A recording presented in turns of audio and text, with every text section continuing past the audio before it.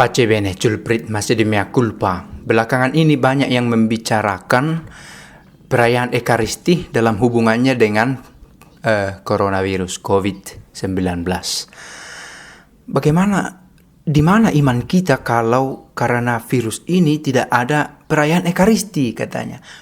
Pertanyaannya, benarkah perayaan Ekaristi ditiadakan? Harus kita bedakan antara perayaan Ekaristi ditiadakan dengan kerumunan yang ditiadakan. Coronavirus menyebabkan orang-orang dilarang untuk mengikuti keramaian, kerumunan, large gatherings, perkumpulan yang besar. Coronavirus sama sekali tidak menghambat perayaan Ekaristi. Yang dihambat adalah kerumunannya. Mudah-mudahan jelas. Yang mau dihindari oleh gereja, oleh pemerintah, oleh khalayak ramai adalah kerumunan. Karena di kerumunan itu penyakit ini bisa menular dengan cepat, menjadi pandemi yang semakin parah. Nah, yang mau dihindari inilah sebenarnya menyebabkan perayaan Ekaristi bersama pun ditiadakan. Bersamanya ditiadakan, bukan perayaan Ekaristinya. Maka harus kita lihat batasan yang terang, ya, pengertian yang terang. Apakah perayaan Ekaristinya yang ditiadakan atau kerumunannya? Nah, pertanyaan, bisakah perayaan Ekaristi dilangsungkan kalau tidak ada umat? Kalau ternyata sudah ada ancaman ini dari virus ini, kalau ternyata sudah ada, apakah perayaan Ekaristi tetap ada? Ya, tentu tetap ada.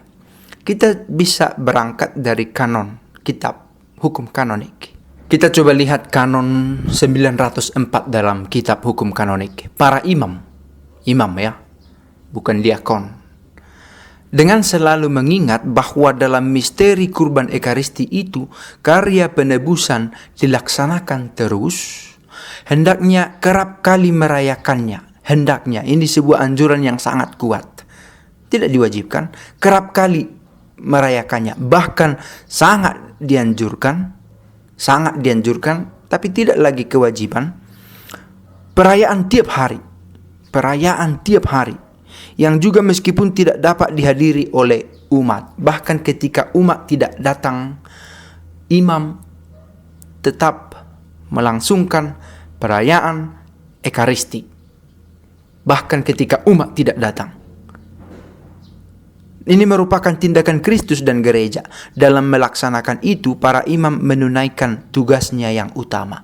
Tugas utama seorang imam adalah merayakan Ekaristi, tentu bersama dengan mewartakan sabda dan menggembalakan jiwa-jiwa.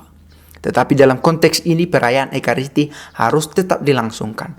Sebisa mungkin kerap kali melakukannya. Sangat dianjurkan setiap hari. Sangat dianjurkan, ini strict sekali. Tapi bukan sebuah kewajiban yang jika tidak maka gagal. Begitu ya. Lalu kita coba bisa lihat kanon 906. Jika tiada alasan yang wajar, tidak ada alasan yang wajar dan masuk akal, imam jangan merayakan kurban Ekaristi tanpa ikut sertanya paling tidak satu orang beriman. Nah, pertanyaannya, wajarkah coronavirus menjadi penyebab tidak dibuatnya misa bersama dengan umat? Saya pikir sangat wajar dengan tantangan yang kita hadapi bersama sekarang ini. Jika tiada alasan yang wajar, jangan dirayakan kalau tidak ada satu pun orang, sekurang-kurangnya satu umat. Nah, ternyata ada alasan yang sangat wajar. Maka seandainya pun benar-benar tidak ada umat, imam tetap merayakan Ekaristi, di mana di sana ada intensi doa bagi kita, bagi umatnya, begitu ya. Maka perayaan Ekaristi tidak benar-benar ditiadakan, tetap ada. Maka kalau kita coba dalami dalam sejarah, bahkan sampai sekarang berlangsung, ada yang disebut dengan misa konventual. Konvent di biara-biara tetap dibuat perayaan Ekaristi. Yang menarik, ada juga umat yang karena antusiasme yang tinggi menyempatkan dirinya, ada yang bahkan setiap pagi untuk ikut perayaan Ekaristi di konvent. Kami di rumah ini juga melangsungkan misa konventual setiap hari. di mana ada saja umat 1-2 orang yang dekat di sini ikut serta dalam perayaan itu. Tidak diwajibkan, tetapi karena gerakan hatinya ikut merayakan Ekaristi. Nah, kalau ternyata ada kerinduan yang mendalam seperti itu dan para culprit dalam keadaan sehat, tidak memberi ancaman kesehatan kepada sesama, bisa juga dengan berani menawarkan diri atau mengajukan diri, bolehkah saya ikut perayaan Ekaristi di sini? Atau di tempat di mana ada perayaan Ekaristi, di mana saja yang memungkinkan untuk diikuti. Nah, kalau ternyata tidak setiap hari bisa, setiap minggu pun dilarang di beberapa tempat. Bahkan di beberapa negara sekarang sudah secara resmi diumumkan tidak ada large gathering, tidak perkumpulan yang besar, maka perayaan Ekaristi bersama pun ditiadakan. Dalam situasi begitu, tidak ada perayaan Ekaristi sekali seminggu. Nah, di kampung-kampung kami ini bahkan ada yang sampai hanya sekali setahun merayakan Ekaristi, menyambut komuni suci. Ada juga kanon yang mengatakan bahwa sebenarnya yang sudah bisa menerima perayaan Ekaristi, komuni suci, wajib sekurang-kurangnya sekali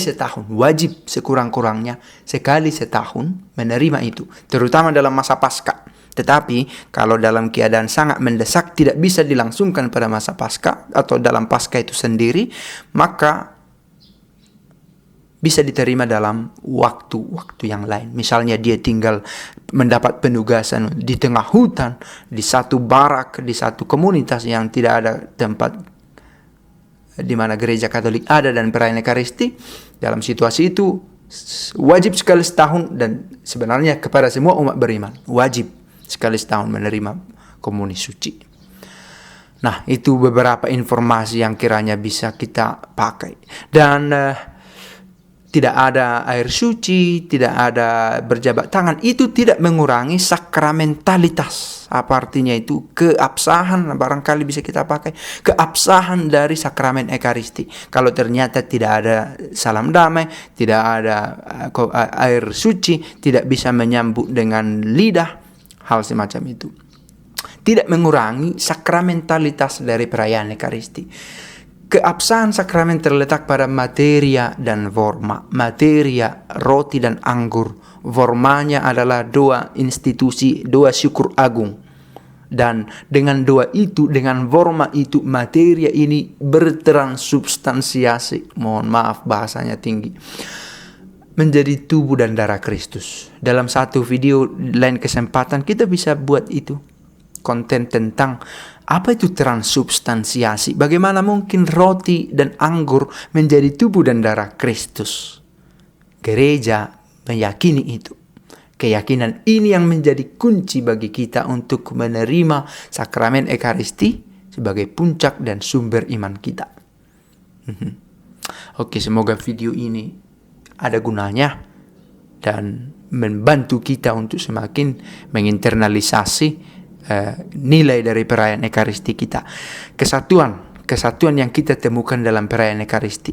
Aspek eklesiologisnya tampak bahwa gereja berkumpul, bersatu, menyatukan persembahannya yang akhirnya disatukan di altar dan dipersembahkan oleh imam.